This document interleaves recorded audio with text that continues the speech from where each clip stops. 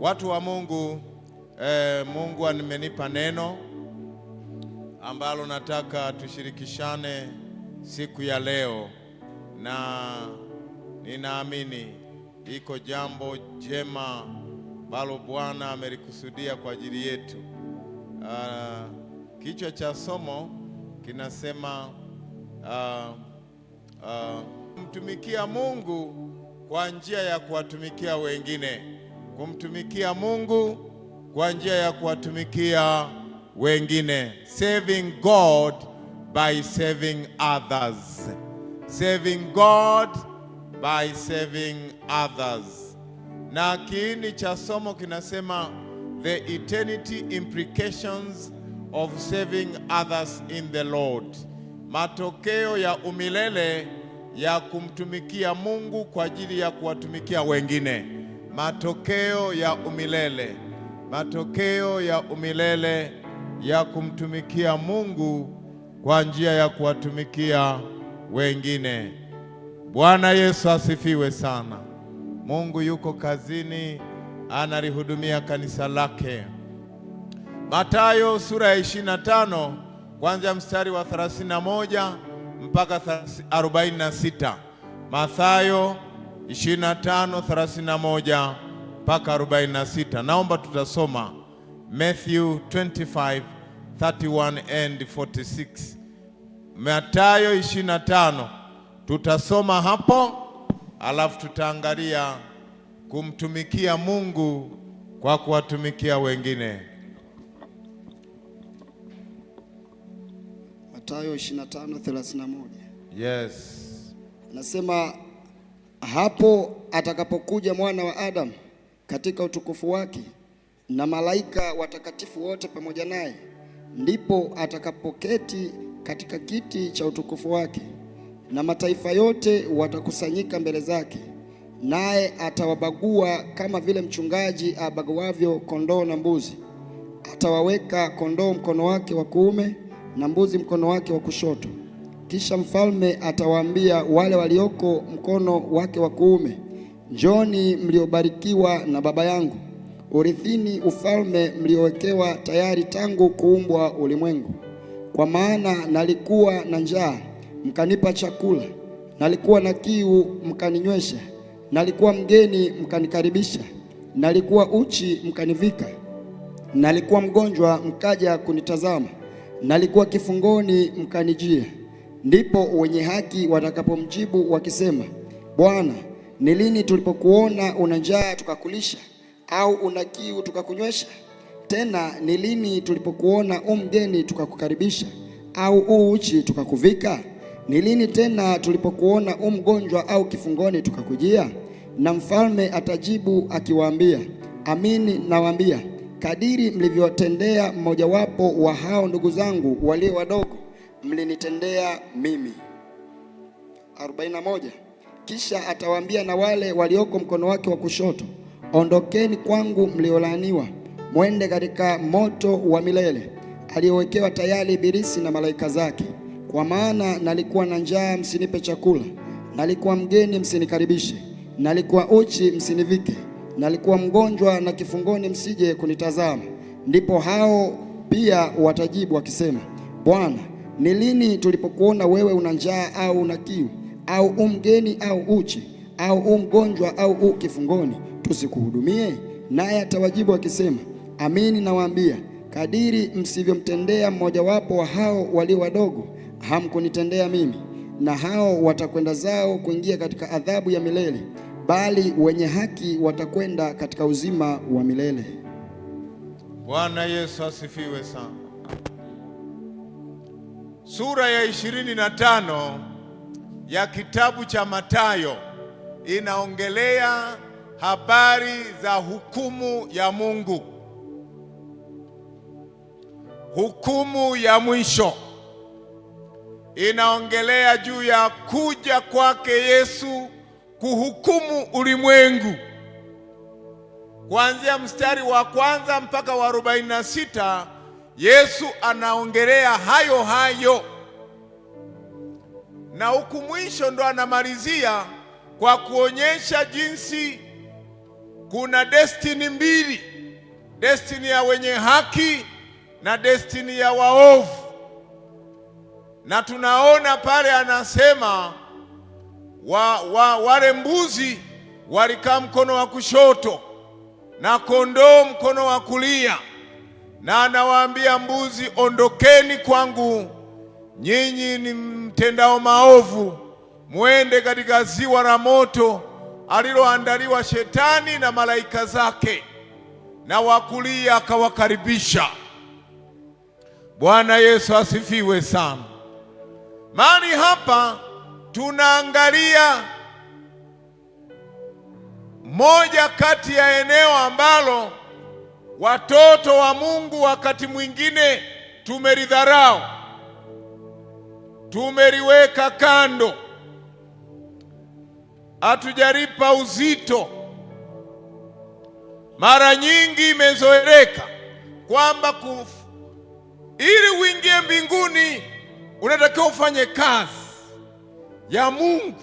Sasa hiyo kazi ya Mungu mara nyingi tumechukulia labda kwenda kuhubiri Injili, namba moja; kwenda huko kwenye umisheni, namba mbili; kwenda huko kwenye tukajenga jengo la Mungu, kanisa, namba tatu; tukaenda huko tukafanya nini jamani?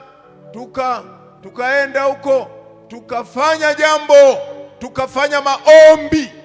Imezoeleka hivyo, tukafunga na kuomba, tunafanya kazi ya Mungu.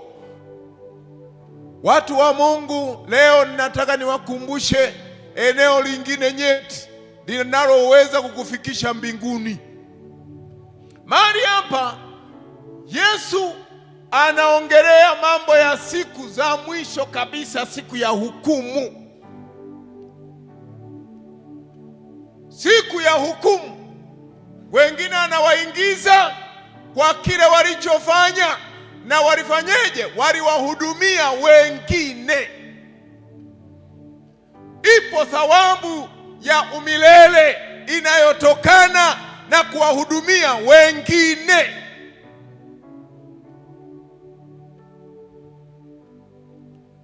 Ngoja nikupe muhtasari wa sura 25 haraka haraka. Mstari wa kwanza mpaka wa 13 wa kitabu cha Mathayo sura 25 unaongelea mfano wa wanawali 10. Mstari wa kwanza mpaka wa 13. Walikuwepo wanawali 10, 5 wanaitwa wapumbavu, 5 wanaitwa wenye hekima. Yesu anafundisha juu ya maandalizi. Kwa hiyo kipengele cha kwanza cha kukusaidia kuingia mbinguni ni maandalizi.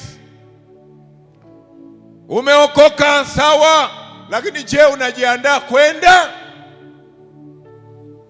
kumtumikia Mungu kwa njia ya kuwatumikia wengine?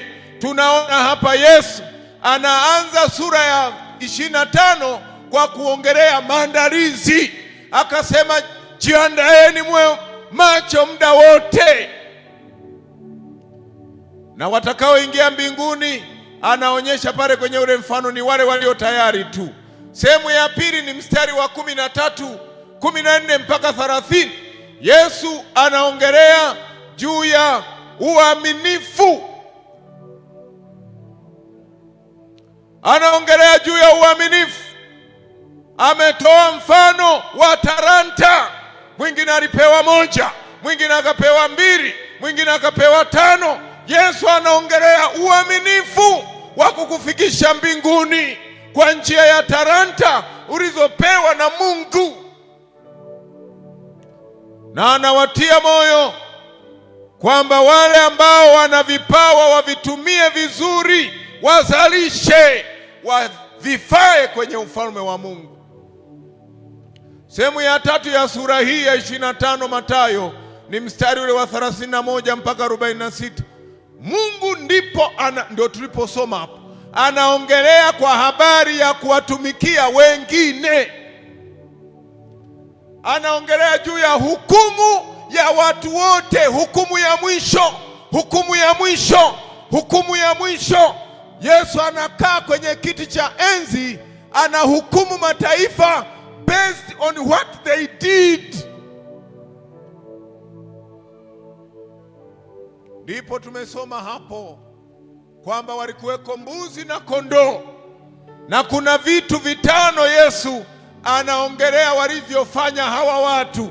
Ndio nataka tuvikazie hivyo. Kitu cha kwanza Yesu anasema walilisha wenye njaa. Kitu cha pili alisema walinywesha wenye kiu. Kitu cha tatu walikaribisha wageni. Kitu cha nne waliwavisha walio uchi. Na kitu cha tano waliwajali wagonjwa. Na kitu cha sita walitembelea wafungwa katika vifungo vyao.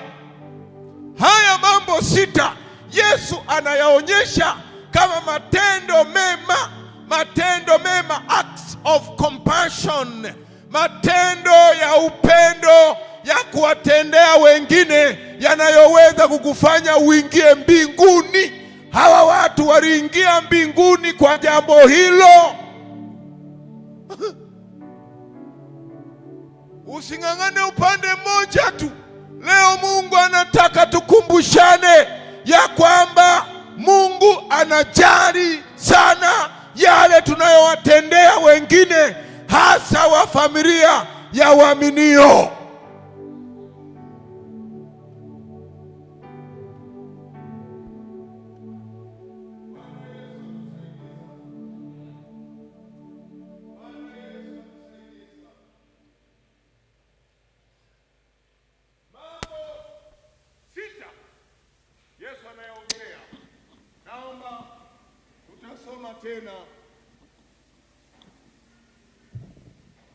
Soma tena hapo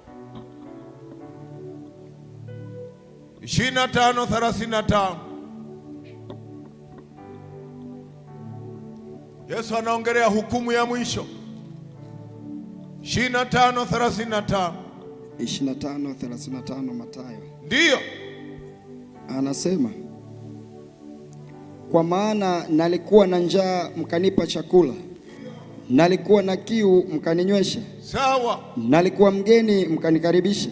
Ndiyo. Nalikuwa uchi mkanivika. Nalikuwa mgonjwa mkaja kunitazama. Sawa. Nalikuwa kifungoni mkanijia. Sawa. Ndipo wenye haki watakapomjibu wakisema, Bwana, ni lini tulipokuona una njaa tukakulisha, au una kiu tukakunywesha? Yes. Tena ni lini tulipokuona mgeni tukakukaribisha, au uchi tukakuvika?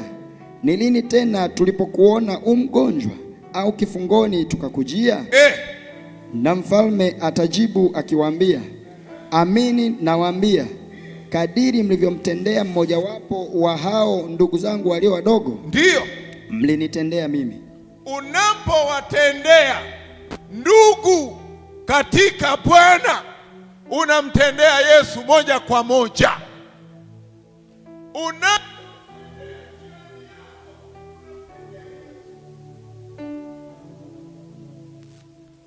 Waambieni mimi, usifikiri matendo mema ni kuomba tu na kufunga na kujenga kanisa na kwenda kuhubiri na kwenda kwenye injili. Ni kweli matendo mema mazuri, lakini nataka nikukumbushe kuna jambo moja la msingi ambalo Mungu anasisitiza hapa, litakalo wagharimu wengine hawataingia. Biblia inasema Yesu aliwafukuza. Alisema, nilikuwa uchi hamkunivisha, nilikuwa na njaa hamkunilisha, nilikuwa mfungwa hamkuja, nilikuwa mgonjwa mlinitelekeza. Wakahoji, wapi? Anasema, mlivyowatendea hawa mlinitendea mimi. Na akawaambia, ondokeni, nendeni ziwa la moto kwa kosa hilo. Uwe unanielewa. Mambo haya mpendwa ni ya muhimu mno tunapojiandaa kwenda mbinguni. Tusije tukafanya mema yote tukashindwa na jambo moja jepesi zaidi. kuwahudumia wengine, kumhudumia Mungu, kumtumikia Mungu kwa njia ya kuwahudumia wengine. Watu siku hizi upendo umeondoka. Yaani ukijikwaa ukadondoka chini, unakuta ndugu yako kabisa anakuacha hapo hapo chini, wanacheka, unasema tulijua tu atadondoka huyu, alivyokuwa anapepesha macho vile ndio wamekuacha hivi, hakuna naeria huko chini pale, unakufa rwako. Kuna mfano mwingine wanasema, alikuwepo bwana mmoja akashuka kutoka Yerusalemu kwenda Yeriko, akafika mahali kwa wanyang'anyi, wakamkamata, nyang'anya kila kitu, piga nusu ya kufa, bwaga hapo. Wachungaji wakapita pale wakasema, alikuwa anapita wapi huyu naye? Kutoka Yerusalemu anaenda wapi? Wanamwacha anavuja damu pale.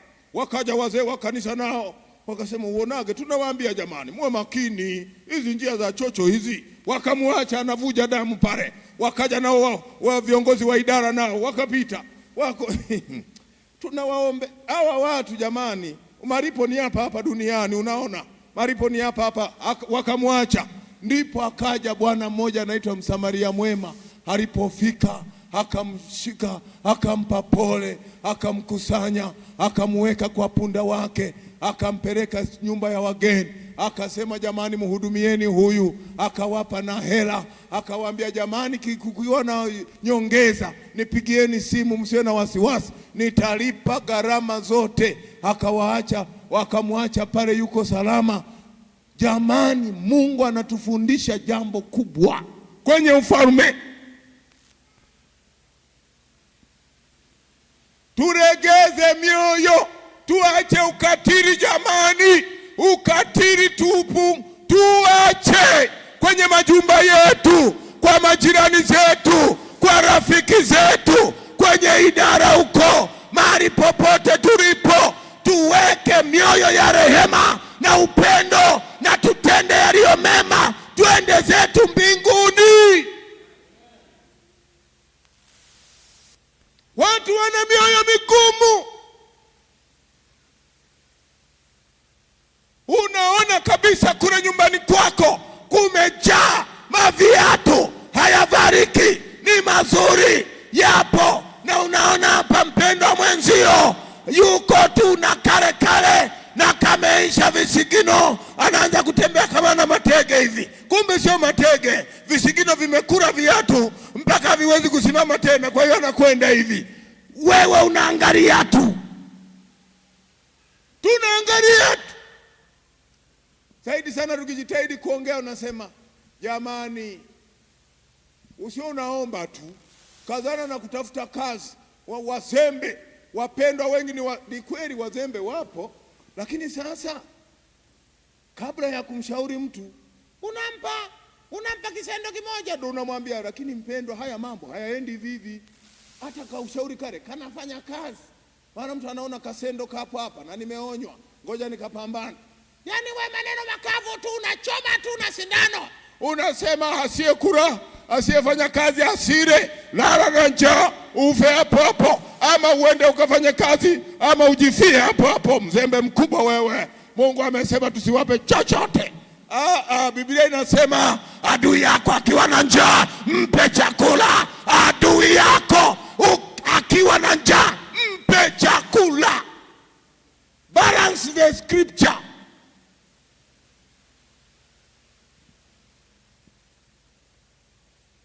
The eternity implication of serving God by serving others. Yako matokeo ya umilele yanayotokana na kumtumikia Mungu kwa njia ya kuwagusa wengine maisha yao.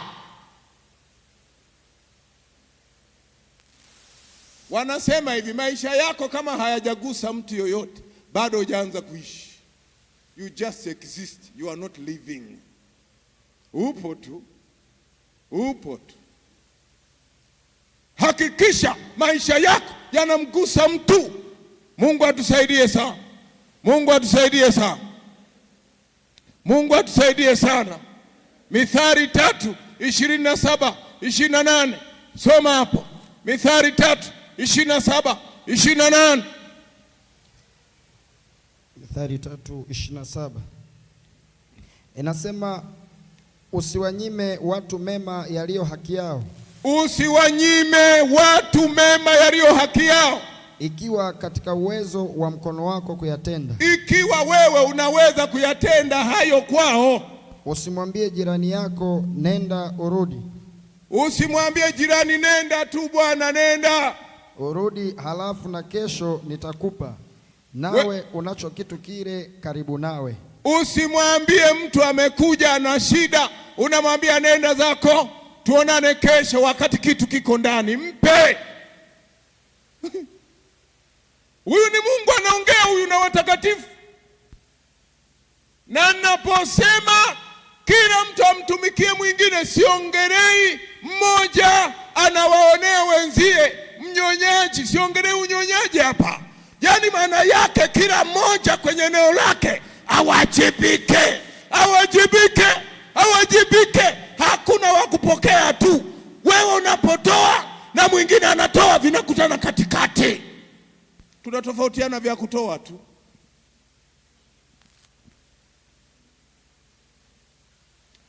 Usizuie jambo jema lililo kwenye uwezo wako kulitenda. Akija mtu anahitaji, mpe. Ndio Biblia inasema hapa. Mimi niliwahi kufanya hilo kosa. Akaja bwana mmoja, tulikuwa tunamuita fundi, kipindi hicho sijawa mchungaji, ila nikaa nimeokoka vizuri hivi, tena mzee wa kanisa. Akaja yule bwana, tulikuwa tunafanya naye kazi, tulikuwa tunamuita fundi, dereva. Akaja mlevi, akaja pale analia, oh bwana, mwanangu anaumwa hivi na hivi. Nikamwambia hela sina, wakati zipo. Akaondoka. Anafika kwenye uwanja pale, tulikuwa tunakaa eneo moja kunaitwa Pambogo kule Mbeya, karibu na uwanja wa ndege wa zamani. Anavuka kwenye uwanja hivi anakwenda. Roho Mtakatifu akasema, wewe umemwambia yule hana hela wakati zipo. Wewe unasema huna hela wakati zipo. Wewe unasema hela hamuna wakati zipo. Nikachomoka na kamkimbilia, kimbilia, nikamkuta. Nilivyomkuta ilibidi niingie kwenye dhambi nyingine ya pili. Nikasema, Bwana, unajua kuna hela mle ndani lakini sio zangu, nimetunza. Basi nimeona nikupe hii. Namaliza kutoa, anasema wewe ni muongo, unasema sio zako wakati ni zako. Nikasema sasa siwezi kutubu kwa huyu, ngoja tukamalizane na Mungu ndani. Nilipofika ndani nikasema, Mungu kweli mimi ni muongo, lakini nimetoa, naomba unirehemu mwanao. Basi nikaomba muda mrefu, akanirehemu, nikatubu ile dhambi ya kwanza ya uongo wa kusema sina, na ya pili ya kusema sio za kwangu. Sasa kwa nini mpaka uanze kutubu dhambi za uongo? Kikiwepo Biblia inasema toa, na kina eternity implication. Huwezi kufanya hivyo ikapotea. Ndio hicho anachofundisha Yesu hapa. Anasema siwajui nyinyi, nilikuwa mgonjwa mukaniacha, nilikuwa uchi mukaniacha, nilikuwa vifungoni mkaniacha, nilikuwa mgonjwa mkaniacha. Anasema wapi? Anasema wale waliokuja kuona kukwambia hukufanya kitu, hukufanya kwangu. Uwe na mtazamo mpana kama unataka kwenda mbinguni. Bwana Yesu asifiwe sana. Bwana Yesu asifiwe sana. Usizuie jambo jema likiwa kwenye uwezo wako kulitenda. Usimwambie jirani yako nenda uje kesho nitakupa, wakati kipo. Na watoto wanajua kuna nini. Mimi zamani wakati mdogo nakumbuka, mimi hata kunyonya nilikuwa nimenyonya muda mrefu, mpaka nakumbuka nilikuwa nanyonya. Ndio uonaye kwamba niliacha kunyonya nikiwa mtu mzima kabisa. Nilikuwa nanyonya muda mrefu. Sasa mama siku moja alikuja jirani, akasema, we mama Dani, naomba chumvi. Mama akasema, we nimemaliza mchana. Mimi nikaenda ndani, maana nilikuwa najua chumvi ilipo. Nikaenda ndani, nikaichomoa, nikaileta. Nikasema, mama, haijaisha hii hapa, ulikuwa hujaiona tu. Mbele za wageni. Mama ilibidi asema, kumbe akachukua nani, alipoondoka mgeni, guess what happened to me? Nilikula makofi ya mama na kichapo. Usirudie tena kupingana na maamuzi yangu. Nina maana yangu ninaposema chumvi haipo. Nikala kichapo hicho cha kufa mtu. Lakini nilijua hii chumvi haiwezekani jirani aondoke bila chumvi, ingawa ulikuwa ni utoto. Lakini wapendwa, hayo mambo haya yapo katikati yetu. Mungu atusaidie sana, watu wa Mungu. Mungu atusaidie sana. Timotheo wa kwanza sura ya 6 mstari wa 17 mpaka 19. Tulisoma hata leo nikafurahi wakati nasikia fundisho la leo. Leo tulikuwa na Sunday school nzuri sana. Karibu mtumishi wa Bwana. Timotheo wa kwanza sura ya 6 ule mstari wa 17 na 19. Timotheo 6 17 19. Timotheo wa kwanza 6. Walio matajiri wa ulimwengu wa sasa uwaagize wasijivune. Matajiri wa ulimwengu wa sasa uwaamuru wasijivune, wala wasiutumainie utajiri usio yakini, wala wasitumainie utajiri wao ambao hauna uhakika, bali wamtumaini Mungu atupaye vitu vyote kwa wingi ili tuvitumie kwa furaha. Sawa. Watende mema, wawe matajiri kwa kutenda mema. Wawe matajiri kwa kutenda mema. Wawe tayari kutoa mali zao. Ndio. Washirikiane na wengine kwa moyo. Wawe tayari kutoa mali zao, washirikiane na wengine kutenda mema. 19 hujasoma? 19. Huku wakijiwekea akiba iwe msingi mzuri kwa wakati ujao. Ili wapate uzima ulio kweli kweli. Ndio hicho nilikuwa nakitafuta, hicho cha mwisho hicho.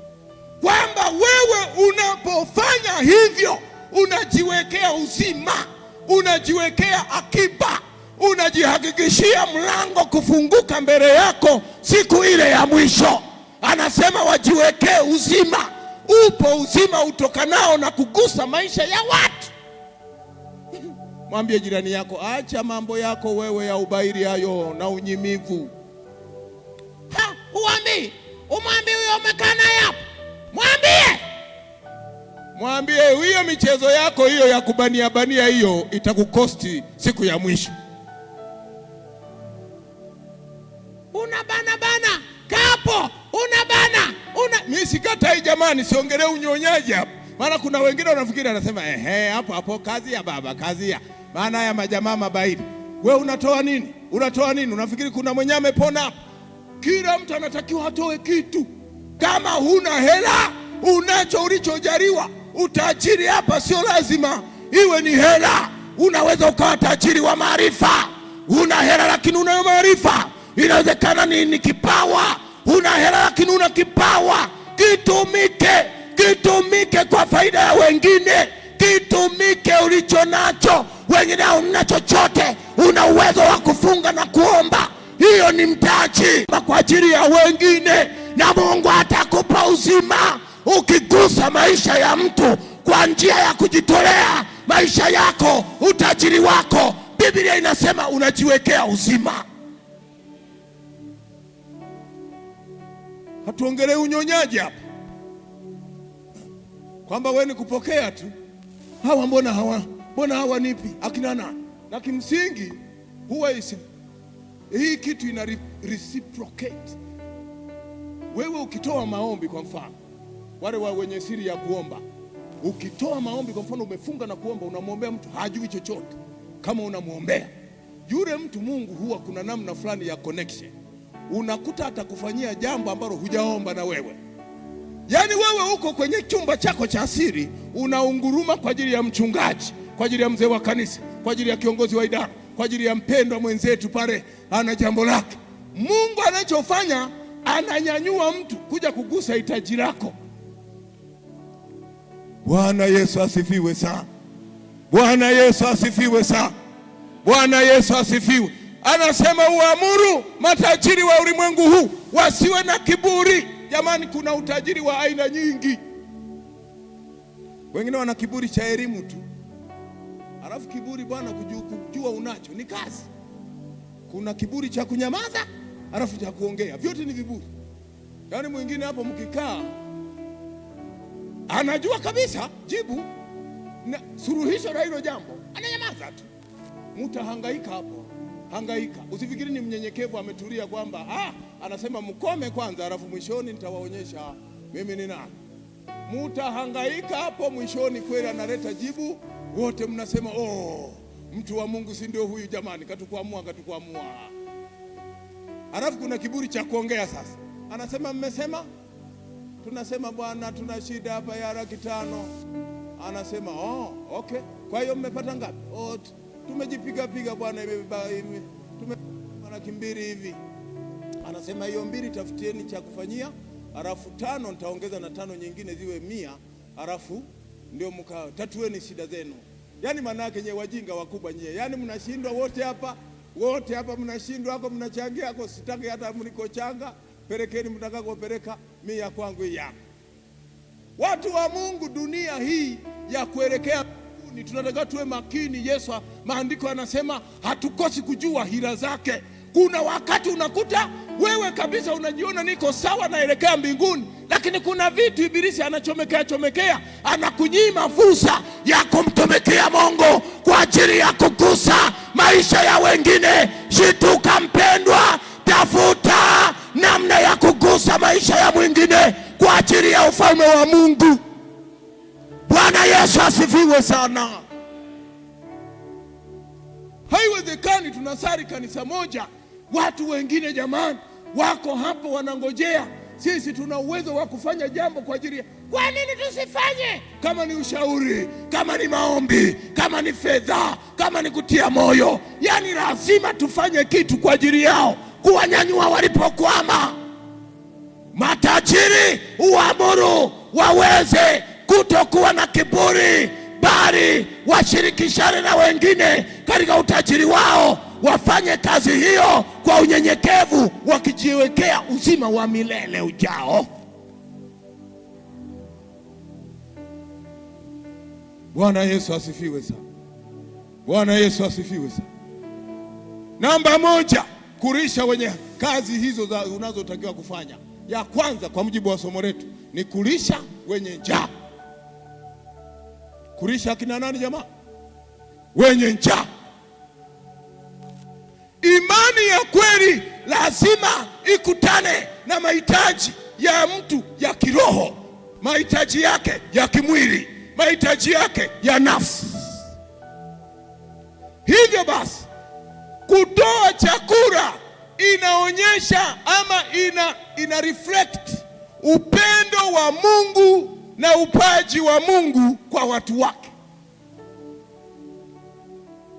Imani ya kweli lazima ikutane na mahitaji ya watu ya kiroho, ya kimwili, ya nafsi.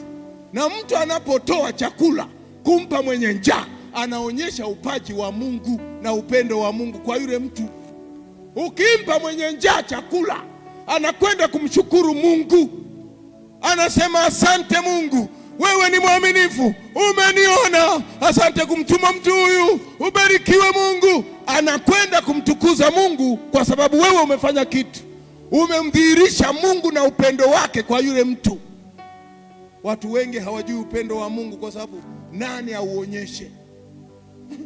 Mungu anakosa watu wa kuwatumia ili kuonyesha upendo. Tukaribishane. Kuna wakati jamani, tusisubiri mpaka ziwepo shida au sijui kuna sherehe. Tukaribishane tu. Nani vijana wangu pale, muje Jumapili, muje nina jambo lenu. Wanafika pale vijana wa watu, wanashinda huko chuoni, bumu lishaisha, hali mbaya, wanakula vitu mara mchana wasile, mara wanakula usiku tu, hali mbaya. Ukimwalika huyo akaja nyumbani akala chakula chako, akirudi kule anaanza pale, Yesu hakika muujiza, muujiza, asante Bwana, asante. Ameuona upendo wa Yesu kupitia na maisha yako, maisha yangu. Kuna watu wana njaa huko jamani, Mungu atutetee. haya mambo yanaonekana kama ni ya kawaida, lakini Mungu hapa anaya highlight. Na alikuwa na njaa, hamkuja kunipa chakula, ondokeni kwangu, nendeni ziwa la moto. Hawajatenda dhambi nyingine yoyote wapendwa, ni hiyo tu, ondokeni kwangu, nendeni ziwa la moto. Unyimivu. Kuna watu wanyimivu. Mimi nilipanga kwa mama mmoja kule Mbeya. Yule mama alikuwa mume wake anafanyia ni CPA, accountant mkuu wa kahawa, shirika la kahawa kule Mbeya. Walikuwa wale watu walikuwa na mahela, hilo jumba lao walikuwa wanaishi hilo. Sasa kule mama alipanda matunda ya kila aina kwenye jumba lake, alikuwa na orchard, machungwa. Sasa alivyokuwa tunachota maji, tunaenda kule kwenye orchard kule, ndio tunachota maji. Yakidondoka machungwa, ukijifanya kujifyatua akili ukaokota matusi unayokula na wakula pale hayupo, yanaozeana mule. Ukimwambia mama, mbona yanaoza? Atasema yanakuhusu nini kama yanaoza? Yanakuhusu nini? Baba yako kama hakupanda machungwa haya, sio ya familia haya. Alikuwa na mdomo mchafu yule mama, hatari. Yanaozeana. Ana vitoto vya kike viwili, alikuwa navyo viwili tu, na vyenyewe viko boarding huko, vinaishi. Si vilikuwa vinasoma wapi kipindi hicho? Nje ya nchi. Si vilikuwa Kenya? Si vilikuwa wapi? Anasema toa chakula kwa masikini.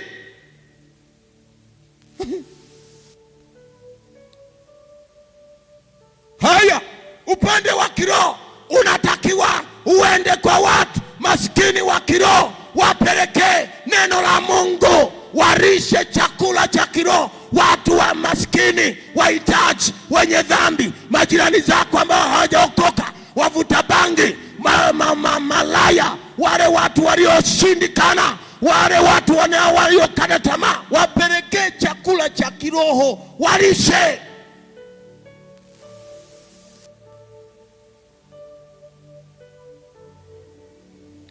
Mimi unafikiri mchungaji? Sio mchungaji. Sasa nitaendeje? Mimi sio mchungaji. Nani kakwambia wachungaji ndio wanatakiwa wakarisha?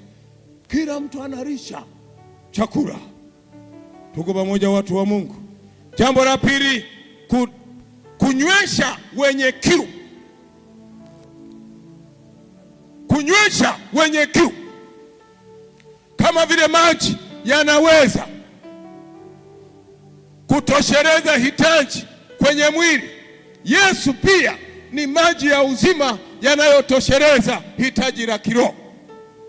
Jambo la kufanya, toa maji, wachote pale maji kwako. Wale wasiojiweza kabisa, the poorest in the society, majirani zako nao wajua hawajiwe, waambie waje kuchota maji kwenye bili yako pale. Na kanisa hili tukileta maji, sema sasa huku majirani zetu wasiojiweza nadhani hawa. Ila nafurahi mimi ninapoona hapo tukijaza maji, wanakuja hapa wamama wamechoka, wananuka, wanachota humo maji, wanaondoka. Sijawahi hoji mimi kwamba nani kawapa hiyo ruhusa, nani kawapa ruhusa. Wanakuja. Nani mmewahi kuwaona wanakuja hapa wa maji, wanapitia, hilo ndio inatakiwa. Ndio hiyo, wahitaji wapewe maji. Wewe unafukuza watu pale. Bili imepanda hapa, ni nani? Binti yako anakuambia kuna majirani wanakujaga hapa. Unaenda kule. Nyinyi kama maisha mjini yamewashinda, mrudi kijijini. Kwani wewe ndio utawarudisha kijijini? Watarudi tu. Waache wanye maji hapo kwako. Rudini kijijini. Mambo ya kunipandishia bili mimi sitaki. Watu wa Mungu, haya mambo Mungu anasema siku ile, na alikuwa na kiu, huku ni nywesha maji. Alikuwepo baba mmoja, a monk. This is a true story. A certain monk, mtu devoted, pious person, mtu mtakatifu. Akasema, Yesu nataka kukuona. Yesu akasema, kesho nakuja. Alipokuja Yesu akaja kama bibi kizee anahitaji maji ya kunywa, akamfukuza. Baadaye akaja mwingine akawa kama baba mmoja ana njaa, akamfukuza. Anasema, hapa Bwana, na mngojea Yesu. Akaja na mwingine akamfukuza.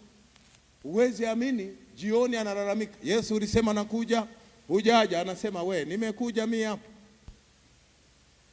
Nilikuja kama mama nani ukanifukuza. Alilia yule baba, kumbe anamfukuza Yesu, hana habari.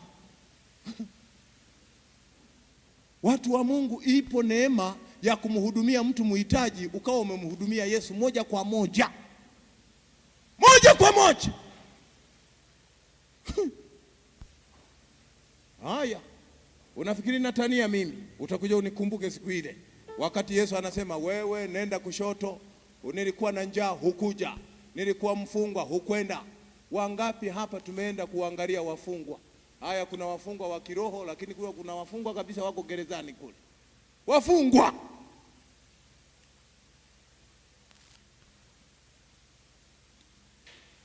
Toa maji kwa wahitaji. Lakini pia kiroho, toa maji ya kiroho. Wewe uwe sababu ya watu kuyaona maji ya kiroho. Maji ya kiroho. Mahali pasipo na tumaini, peleka tumaini. Mahali Yesu hajulikani, nenda pale, kaweke tumaini la uzima wa milele. Waambie watu, jamani, ni kweli, lakini hapa duniani ni wapitaji, shida zipo, ni wapitaji, jipeni moyo, tunatarajia uzima ujao, lakini leo mpokee Yesu, ufike kule. Peleka maji.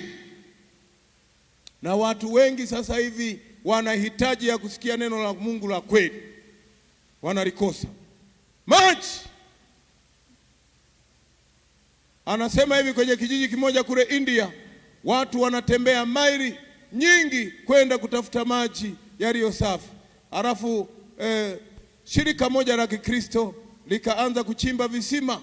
Alafu mwanamke mmoja ambaye alikuwa anaamka saa 10 alfajiri kwenda kutafuta hayo maji, kile kisima kilipojengwa pale kwenye mji wao pale, yule mwanamke kwa mara ya kwanza aliona muujiza mkubwa wa kuona maji yameletwa kwenye kijiji chake. Walikuwa wanaenda maili na maili na maili kwenda kuyafuata, sasa yameletwa pale na shirika la Kikristo.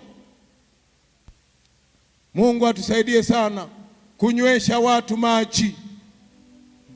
Jambo la tatu, karibisheni wageni. Anasema nalikuwa mgeni ukanikaribisha. Maana yake nini? Maana yake ukarimu unaonyesha moyo wa Mungu. Unapofanya ukarimu kwa watu, unamfunua Mungu kwao, unaonyesha pendo la Mungu kwao, unaonyesha kitu ambacho ni Mungu tu aweza kukifanya. Muulize mwenzio, mara ya mwisho umekaribisha wageni lini wewe nyumbani kwako? Amuulize. Mara ya mwisho ni lini umekaribisha mgeni pale kwako? Mwaka unakatika, hujakaribisha mgeni hata mmoja. Upo tu na unajisikia vizuri. Hakuna mgeni akijitokeza. Ni kweli sasa hivi dunia imeharibika, jamani, tuwe makini. Lakini unaweza kufanya kitu kwa mgeni ambacho hakitadhuru wewe wala familia yako. Tusifukuze tu. Anakuja pale mgeni anasema, jamani, nimetoka Rukwa, nilikuja hapa nani wakaniibia 8 mabegi yangu yote. Unasema nyendo wale mnaojifanyaga Rukwa wahuni wakubwa, nyewe ondoka hapa. Mtu anaondoka pale, kumbe ni kweli katoka Rukwa na amenyang'anya mabegi yote 8. Ni kweli dunia imeharibika, lakini bado tuwe na hekima ya kutafuta namna ya kuwasaidia wageni. Mungu atusaidie sana. Karibisheni wageni. Maana wazee wetu zamani walikaribisha malaika kwa njia hiyo. Fungua nyumba yako, milango yake iwe wazi kwa ajili ya wahitaji, kwa ajili ya watu wageni, kwa ajili ya wakimbizi, watu wasiona kwao. Wakati tunatafuta binti pale nyumbani, ndio tukaletewa kabinti ketu tunaishi na kadogo. Tukasema, jamani, hawa mbona wana majaribu? Ndio binti huyu kidogo, kitoto kidogo kimekuja pale.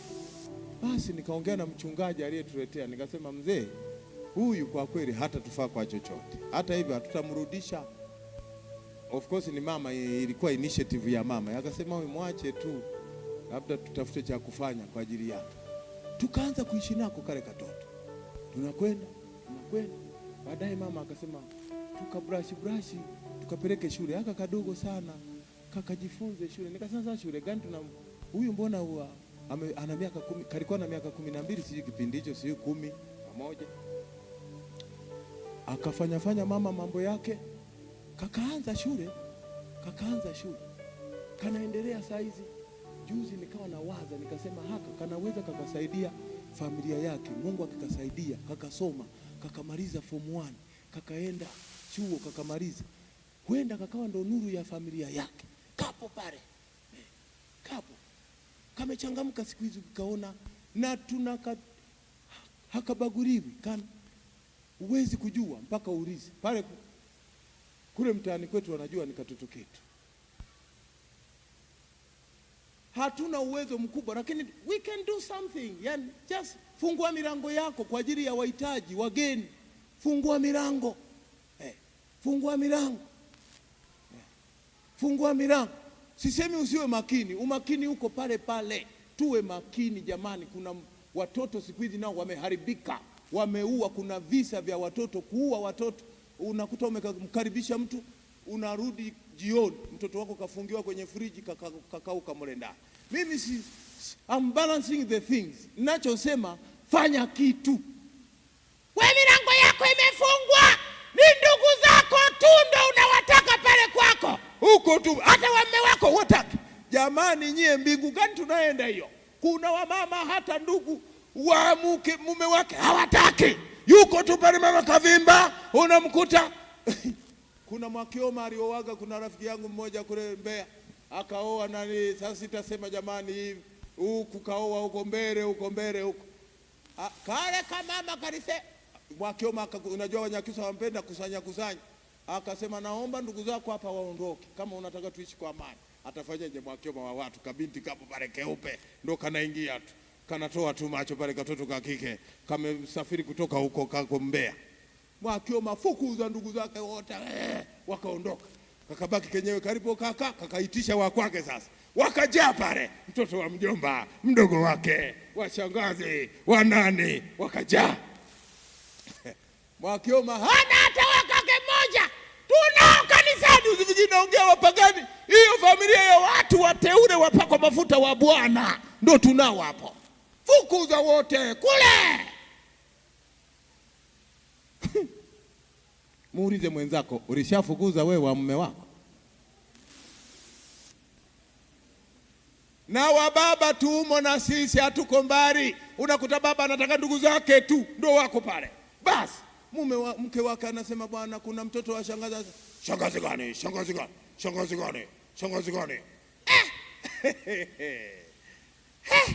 Yani kuna watu nyie hii dunia. Mungu wangu, muda wetu umeenda. Ni hivi, mbinguni kuna watu hawataenda kwa sababu ya kukosa matendo mema. Hicho tu. Anasema siwajui nyinyi, nalikuwa uchi hamkunivarisha, nalikuwa mgonjwa hamkuniona, nalikuwa mfungwa hamkuja, nalikuwa mhitaji hamkunisaidia, ondokeni kwangu. Hili somo Mungu amenifundisha likaja kwa nguvu kubwa sana. Na waambieni kweli, unaweza ukawa smart maeneo yote, ukashindwa haka kaeneo kadogo tu. Fanya jambo. Na niwashukuru sana. Kanisa hili lina upendo hata hivyo. Kwenda Mungu anamtafuta mtu mmoja tu. Hili kanisa lina upendo. Mimi nimeshuhudia watu wengi hapa wamegusa maisha ya watu wengi. Lakini huenda kuna namna fulani Mungu bado anataka tufanye kwa uzuri zaidi. Jikague mwenyewe. Ni wapi kwenye maeneo haya 6 ambapo pameperea? Fanya. Tusimame. Praise team tuje hapa mbele.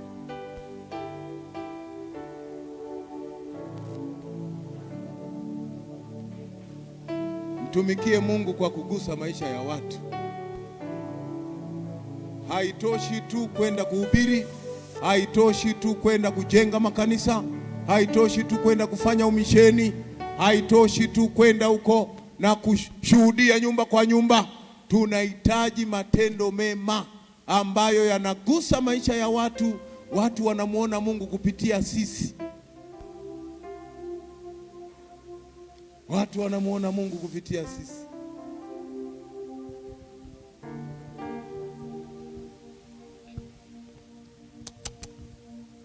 tuombe Mungu atutumie kama apendavyo.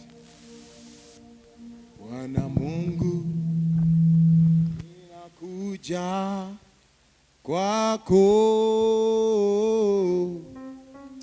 unifanye kama upendavyo.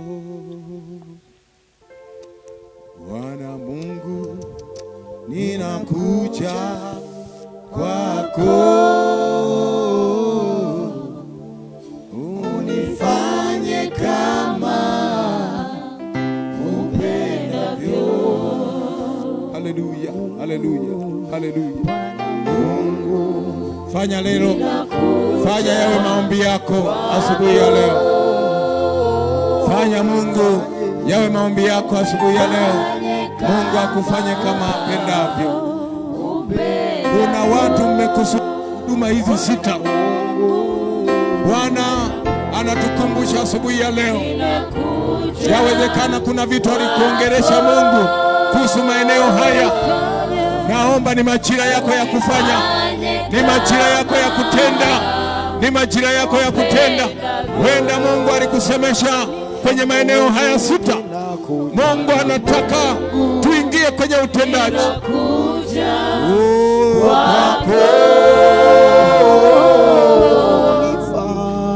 Unifanye kama Bwana,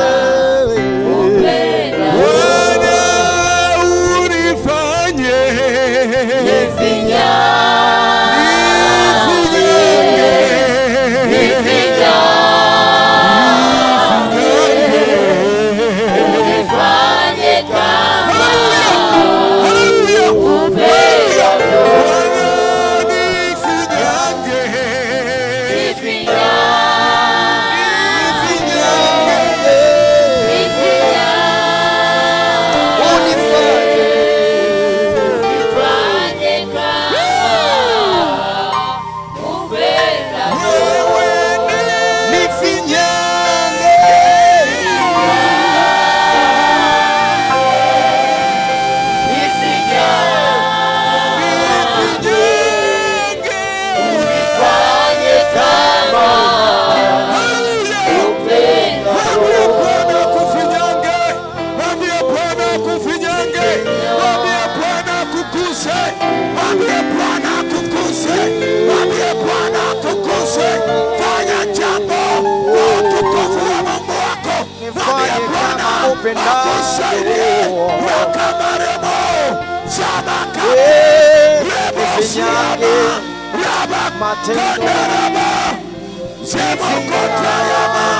tabia yako, maneno yako kufanane na wewe.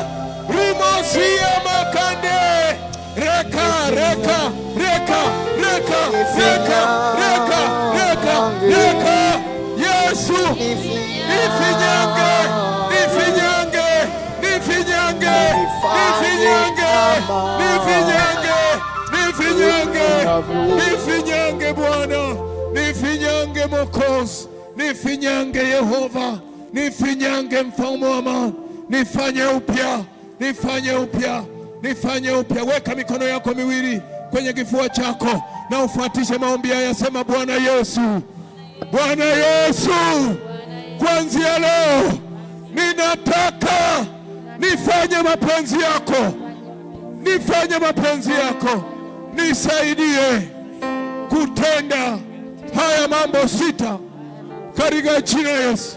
Nisaidie kuwa sababu ya wengine kumwona Mungu. Nisaidie kukutana na mahitaji ya wengine. Nisaidie kuwatanguliza wengine. Nisaidie kutambua mahitaji ya wengine. Nisaidie Bwana, nifanye vema mwaka huu katika jina la Yesu. Pigia Yesu makofi mengi. Yawezekana wengine hapa muujiza wenu uko katika kufanya hayo tu. Wengine muujiza wako unasubiri hilo tu. Nenda kafanya hayo 6 na Mungu akubariki. Bwana Yesu asifiwe sana. Kuna wanachuo wanaomba maombi kwa ajili ya